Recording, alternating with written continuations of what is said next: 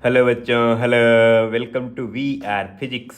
अभी अपन डिस्कस करेंगे mass and charge of alpha particle. ठीक है, अल्फा पार्टिकल का मास एंड अल्फा पार्टिकल का चार्ज किस तरह से कैलकुलेट करते हैं। तो समझना है कि जो अल्फा पार्टिकल होता है वो हीलियम एटम्स का न्यूक्लियस है। Mean alpha particle is a nucleus of helium atom.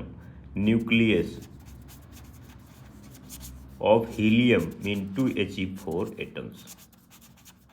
Helium atom नहीं है, हीलियम एटम का न्यूक्लियस है। एंड अब अगर इस न्यूक्लियस को बनाएंगे तो इसमें 2 नंबर ऑफ प्रोटॉन है एंड 2 नंबर ऑफ न्यूट्रॉन है। जब इसका मास कैलकुलेट करेंगे तो आपको समझना है कि अप्रॉक्सीमेट अपन समझेंगे कि mass of proton approximate equal to mass of neutron. वैसे तो न्यूट्रॉन थोड़ा हैवी होता है जब compare to proton, but approximate equal करेंगे तो ये 4 नंबर ऑफ प्रोटॉन के इक्वल हो जाएगा। तो जो मास लिखेंगे वो 4 मल्टीप्लाई mp लिखेंगे।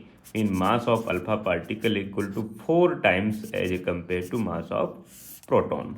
एंड अगर चार्ज लिखते हैं तो चार्ज, न्यूट्रॉन में कोई चार्ज नहीं तो सिर्फ 2 प्रोटॉन बचे, तो 2 मल्टीप्लाई चार्ज ऑफ 1 प्रोटॉन, ये आपको समझना है। एंड 1 प्रोटॉन एंड 1 प्रोटॉन का चार्ज एंड मास आपको पता है, जैसे यहाँ पर मैं लिख देता हूँ 1.6 10⁻⁻⁻19 कूलाम।